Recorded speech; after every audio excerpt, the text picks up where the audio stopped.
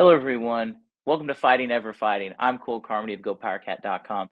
We are bringing a brand new video podcast series directly to you, Fighting Ever Fighting, where we'll talk with some former, maybe some current K-State athletes. No better person to start than with Skylar Thompson, former K-State quarterback, current Miami Dolphins quarterback. Before we get going with this podcast, don't forget to subscribe to our YouTube channel, subscribe to GoPowercat.com. We're going to have one of these episodes very regularly, along with all of our other great podcasts we have at GoPowercat.com. But today, the first ever episode of Fighting Ever Fighting with Skylar Thompson. That conversation is coming up right now.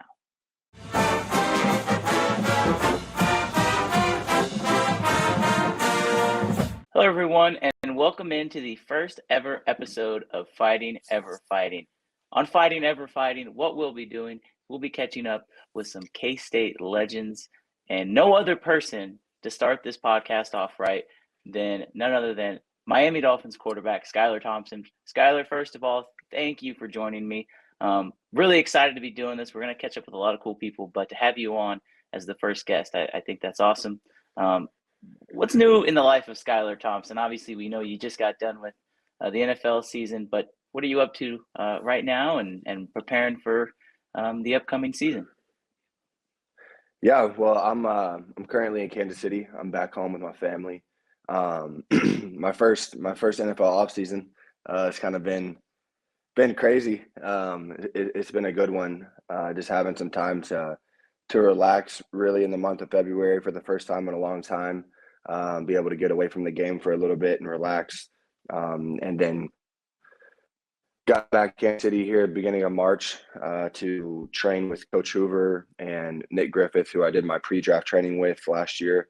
So I've been doing that for this past month and head back next week to start getting prepared for OTAs that start April 17th. So it's been a good off season, and I've been enjoying myself, being able to spend time with my family and my people back home, while also spending some time back in Miami in February for that month to just kind of establish myself there and get involved in the community and do those things. So it's been a good off season so far.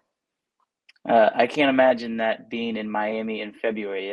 That first of all, that has to be amazing. It's got to be a little bit nicer than the weather in Kansas City. I'm sure you don't mind going back to Miami in the wintertime. Before we kind of get into your journey to K-State, at K-State, and to where you are now, I got to ask about the playoff game against the Buffalo Bills. All of K-State Nation was rooting for you guys in that game. That turned out to be one of the best games of the entire playoffs. What were kind of your emotions when you found out that you were going to start, and then that game progresses and you guys hang in there, you make it a close game, you have a chance right there at the end? Just kind of walk me through the emotions of that week leading up to the game too. Yeah, well, it was a tremendous time of my life and my career. I got to start in the Jets game, their last game of the year, to really clinch a playoff spot. It was it was a win or go home type situation there. So able to get a win there to get us into the playoffs, and with our quarterback situation at the time, I had a feeling that I was going to be playing again in the Buffalo game, and found that out earlier in the week that I was going to be starting, and it was super exciting. There was so much on my plate, so much going on in my life that I never really even had time to wrap my mind around what was taking place or what was going on, which was probably a good thing for me. So going into that game, it was super exciting, playing a divisional opponent in the Buffalo Bills on the road in a wild card game and a playoff game. It was a dream come true for me, and a moment that I'd been preparing for my entire life, really. So it was very surreal, very, very cool moment. And then we get to the game, and I never really, like I said, I didn't really have time to even think about what was taking place or how big of a game it was, all those types of things, until it was time to play the game. And I was taking the field and felt the camera following me onto the field into the huddle, and the crowd's going nuts. It was crazy. But it was such a fun game. It was obviously a game that I wish we would have won, and felt like we did a lot of things to win that game. And that was the frustrating part, but also it was very encouraging for me, to be able to work through some adversity in that game. Early on, we were having a hard time getting going. I threw an interception. We missed some plays, and to be able to continue to keep fighting. Our defense did a great job of providing a spark for us early in the game with getting some turnovers and getting us in a position to score before the half, to make it a close game. And that gave us a lot of hope, gave us a lot of life for the rest of the game. And then, like you said there at the end, had a chance to tie the game. And that's what you want, but obviously we want to come out on the winning side of that. And it was hard to digest there at the end and afterwards, just because, like I said, I felt like our team, we did everything we could to win that game, and for us to come up short was frustrating. But it was, after the game and after I had some time to sit down and relax and reflect on it, there was a lot to take away from that. I learned a lot about myself as a player, as a person and a leader, and I was really challenged, because it was a challenging situation to be in, but it was also one that I'd been preparing for and ready for a long time. So, it was a great experience for me, and I think it's going to pay off for me moving forward, having that experience and playing in a playoff game versus a team like the Buffalo Bills. Like I mentioned earlier, that was the first time, I think, at least for me personally, I've seen the K-State community come together for rallying support behind one person at the next level. I mean, it was remarkable seeing everything from even the people in Aggieville to the people on Twitter. Everybody was behind the Miami Dolphins that day, and I know that they will be as long as Skylar Thompson is in the organization. And I want to go back to your time as a high school prep athlete in Kansas City, and this is kind of where the story begins, at least on the football side, and your journey to K-State. Kind of talk about how you ended up at K-State, getting recruited by Bill Snyder and that staff. I mean, it feels like it feels like a long time ago. I'm sure it does for you too. But just what was that like? And I guess, when did you really know that K-State was the place for you? Yeah, well, my recruiting process was kind of interesting. I was a late bloomer, to say the least. So it was late in my junior year that spring where I really started to get recruited pretty hard. But a lot of teams were kind of holding off on me, where were wanting to see me throw in person. They were wanting me to do this, do that, and just kind of dragging their feet a little bit. So I was really just focused in on, even though I didn't have an offer from K-State and some other schools, I really try to condense the schools that were talking to me and who I thought was recruiting me the best and where I thought was the best fit for me. So if I did get an offer potentially, then I'd be able to make a decision on it. And at the time, obviously recruiting has changed a ton over the years with social media and just the generation nowadays. But I got a letter in the mail from K-State. I'll never forget it. I got a letter in the mail inviting me out to their junior day. And that was really the first time that I had heard from them. And, I hadn't talked to any of their coaches at the time.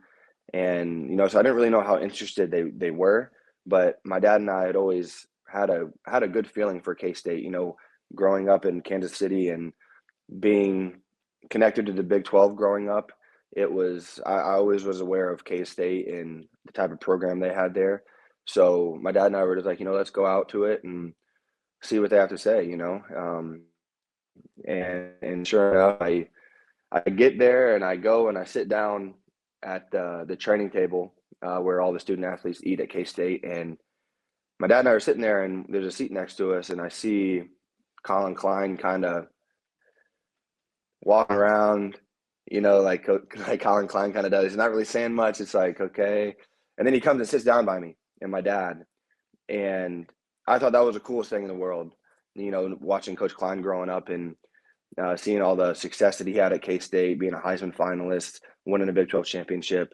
It was like, wow, like Colin Klein sitting next to me. This is cool, So we started talking there, and that's when I started getting a feel that they were interested in me through college, and then later that day I met with Del Miller, who was a quarterback coach at the time, and Taylor Bratt, who is still there, and we gathered that they were very interested in me, and I remember on the drive home down I-70, it wasn't everybody's made that drive. There's not a lot to look at, so my dad and I had plenty of things to talk about. So we were very, very excited about Kansas State. Just felt like it was a great fit for me.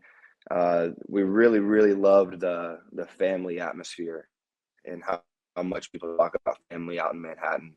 And what was cool about us is I visited tons of schools, did a whole bunch of things, and everybody always says family, like we're a family here. We choose to like family, all that stuff. But at Kansas State, when I was there for that visit, I could feel the family atmosphere, and it wasn't just something that people said; it was something that you felt, and that's what really stuck with me more than anything. And it wasn't just the football side of things, the football coaches that visit. It was like, man, we stopped at the gas station when we stopped to get food. It was you could just tell everybody was so nice and just very family oriented. Everybody loved K-State football. And for me growing up, that's where my dream was. I wanted to play at a school that was a rich football school that had a great fan base and had a great college town. And so I could get the ultimate college experience. And that was the biggest tell for me. So when I left that visit, Coach Miller said that he was going to come watch me throw in the spring. And, that would kind of determine what they were going to do. And I remember Coach Miller showed up I had about 6 schools there that day. And I remember I made my first throw, and I'm kind of like looking around, and I see Coach Miller pull his phone out, and he gets on the phone, and he's not even watching me throw. So I'm like, gosh, what happened here? Did I not do it well? Like, it was one throw, But sure enough, he was calling Coach Snyder and saying, hey, like, we need to offer Skylar. So later that day, I got a call from Coach Miller, and they offered me a scholarship. And really, that was the only scholarship I was seeking at the time. I had a lot of good schools recruiting me, but I knew if K-State offered me, like, it was going to be hard to turn down. And, they basically just kind of told me that they were very interested in me and I was their guy that they wanted, but also that if I was going to be interested in the recruiting process and still searching for other schools, that after a couple of weeks or so or a month that they were start recruiting somebody else so they didn't miss out on a quarterback in that class. So which that honestly that didn't speed up my decision at all. Like I said, I was very, very set on K-State. So I came home that day after I threw, and I had a conversation with my dad and kind of sat on it for a little bit. And just like that, we were scheduling an unofficial visit back out there on Mother's Day weekend, knowing that I was going to commit at that time. But it was just really special for me because that was like a lifelong dream of mine to get a scholarship to go to school and play football. So I really wanted my family to be there with me and be able to enjoy that experience with me on that day. So we went out to K-State and had a visit there. And I remember my whole family was sitting there, and there was a time when the veneer was getting built. So all the coaches and their offices were over on the West Side Stadium in the press boxes and stuff. So I'm sitting there talking to Coach Snyder, and he's selling the program to me. I'll tell you that. He was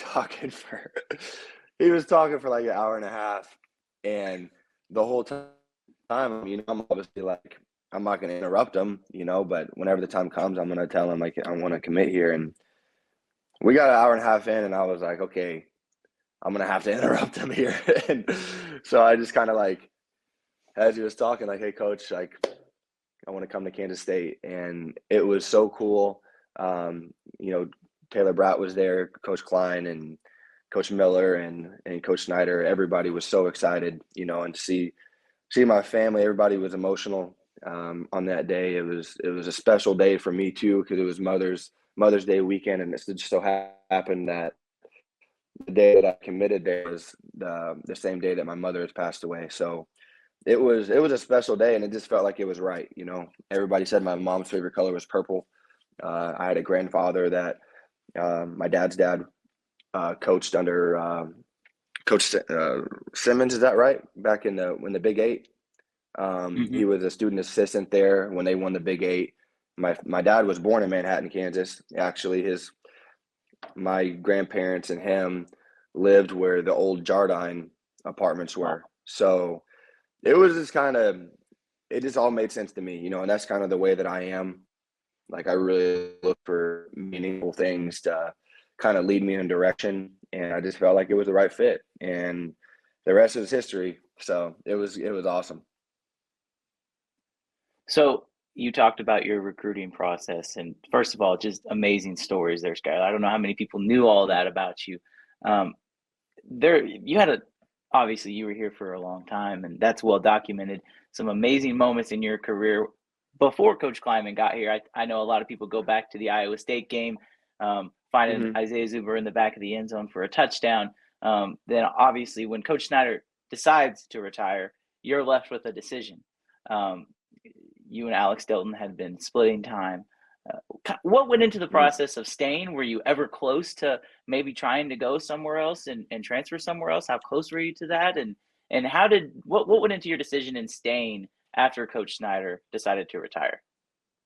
Yeah, yeah. Well, the transition after my redshirt freshman year when we played in the Cactus Bowl, um, I was having some trouble there at the beginning of the game, and um, Coach Snyder took me out and put Alex in, and Alex played his tail off. Played one, I mean, had one of the best bowl game performances in K State history, and that opened up a quarterback competition that I knew was going to take place, and that I was excited for because I knew competition is going to make everybody better. And we kind of went back and forth, and going through the beginning of that season, it was honestly it was one of the most challenging times of my life, just because it just felt like I was on a roller coaster. Like one week I was starting, one week I wasn't.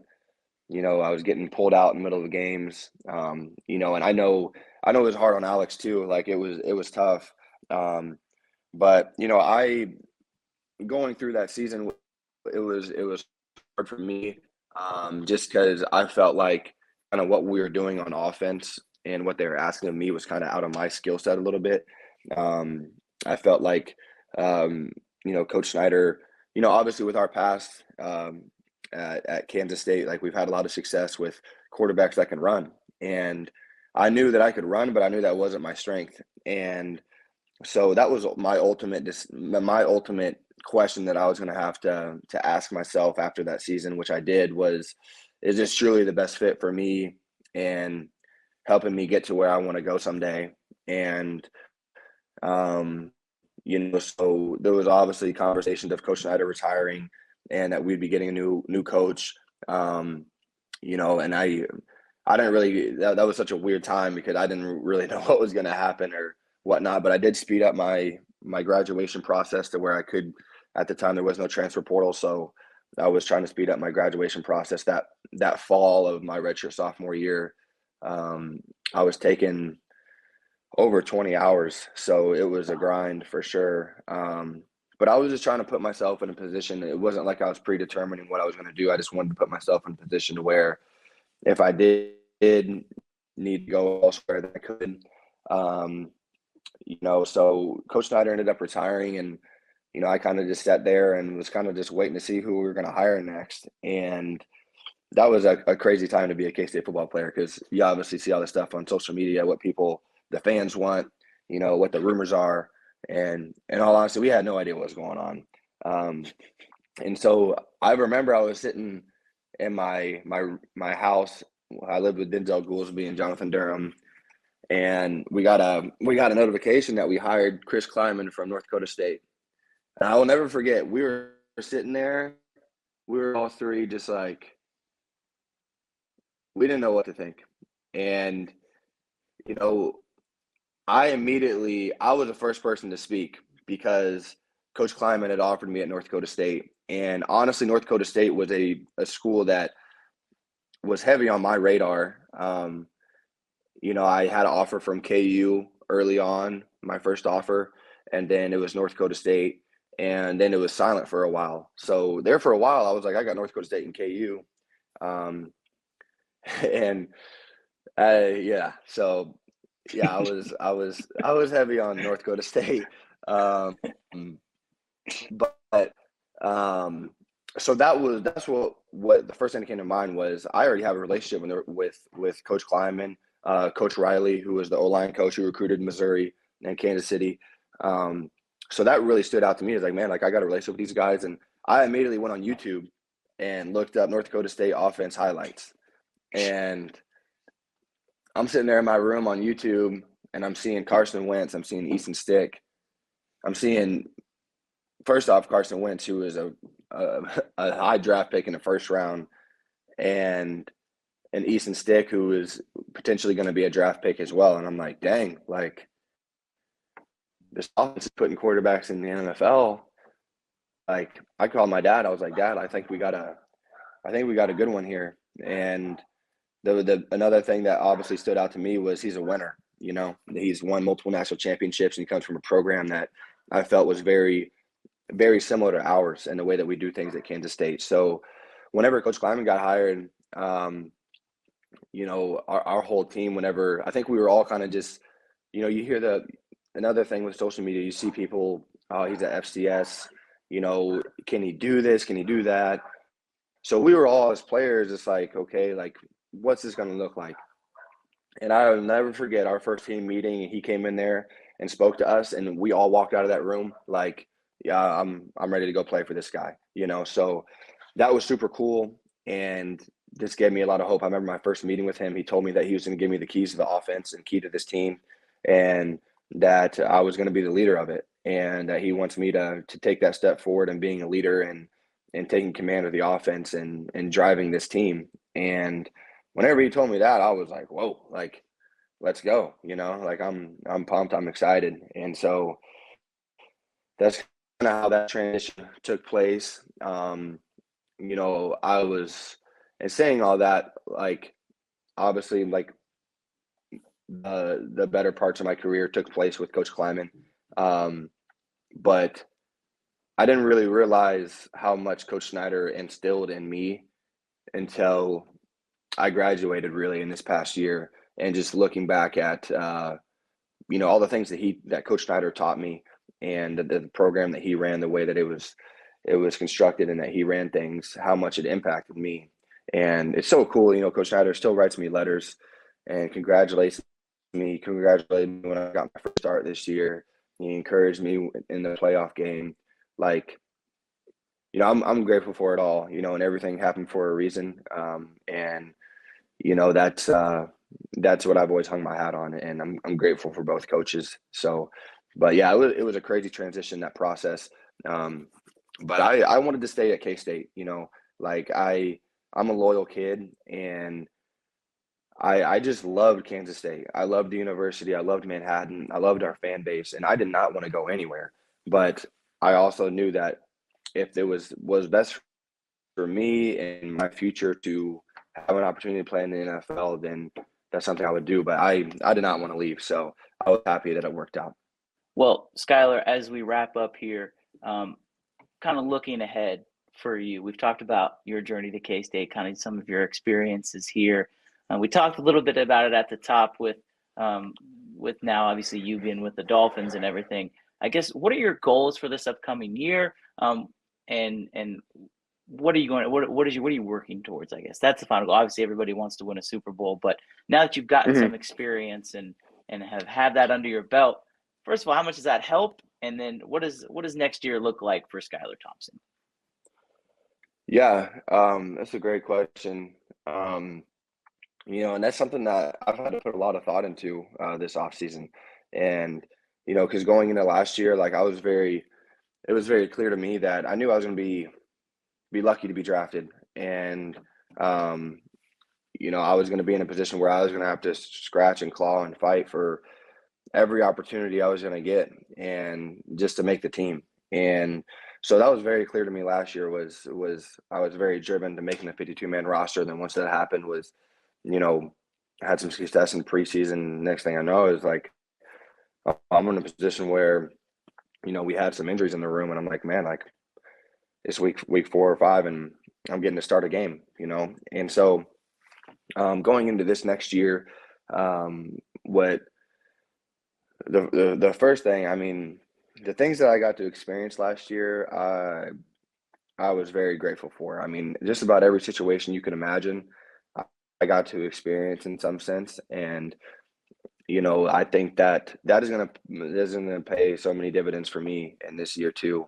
And having a second year in this system and going into an off season and training camp and a preseason and a regular season where everything's not all brand new to me. That was really, really challenging for me last year was, I there was a lot of little things always, like I was kind of head on a swivel, always trying to figure it out and just go with the flow with where I was supposed to be and how I was supposed to do it. And this year having expectations of what, first off, what's expected of me, and then what that looks like, you know, being able to go into an off season knowing what to expect, to know what things are going to look like.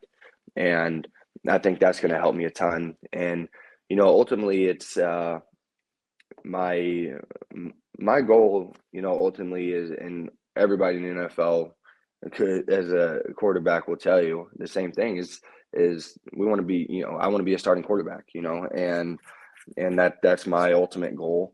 Um, but I'm also very aware that there's a it's going to be a process to get to that point, and understanding my role in the team, and my role right now is to support Tua and in our quarterback room. We just signed Mike White this offseason as well. So it's just being the best teammate that I possibly can be and helping our team win. And whatever that looks like, that's something that I just got to kind of feel out as I go. But it's more so I'm competing with myself every day, and that's my mindset. That's always been my mindset is competing with myself and being better than the day I was before. And having that mindset, that's what I did last year too. I didn't focus on, anything that anybody else was saying or their speculations on me. It was just I'm gonna compete with myself and be the best me every day. And when I do those things, and for anybody in life, when you do those things, good things happen. And so that's my main focus going into this year is being the best teammate I possibly can be and helping our quarterback room be the best it can be in any way that looks like. And whenever opportunities come, whatever that looks like, is just being ready for them and making the most of them. So I'm super excited about this year for us. We made some offseason changes, got some good additions to our team, and we're hungry. Like we have a lot of talent. Um, we have good coaches, and it's a fun organization to be a part of. It's a great organization to be a part of because you can tell that there's a vision there, and we're wanting to win, and the guys in our locker room want to win, and that's really fun to be a part of. Because I really haven't experienced a losing locker room to the full extent, but it's it's night and day whenever you're going to work every day surrounded by guys that want to win and be successful, and that makes a huge difference and has an impact on me. It has an impact on everybody in the organization. So that's super exciting for us moving forward. And I'm super excited to get back to work here in a couple of weeks and get started on year 2. It's crazy. Time flies. It's wild, and I've kind of did some reflecting too of where I was at a year ago today, and just how far I've come and what has taken place in my life. And I'm very, very grateful for everything. I've been very blessed, and I'm super excited for it. Well, Skylar, I know everyone in Manhattan is rooting for you. Thank you so much for coming on the podcast today. I know the fans are super excited to hear from you. It's really cool to see the success that you're having. Everybody wishes you the best of luck, and thanks again so much for joining me today on Fighting Never Fighting. And again, nothing but wishing you continued success. Absolutely. Yeah. Thank you guys so much. Anytime I get a chance to talk about K-State and share my story, my journey through there, and how much it impacted my life, how much the university, the people, the program impacted my life, I love to do it because K-State's it's a special place, man. I know people say that, and it's talked about all the time, but it truly is. And I always knew that as a player, but I realize it even more as an alumni now. Like it's real. The PowerCat's real. And you know, seeing people wear purple down in South Florida every once in a while is pretty dang cool, you know. And that seeing that for the first time when I was down there, the person actually recognized me and said Emaw. And I'm like, yeah, like I'm about as south as you can get here, you know, and we got K-State fans everywhere, and that's special. So, yeah, thank you for having me on. I appreciate you guys.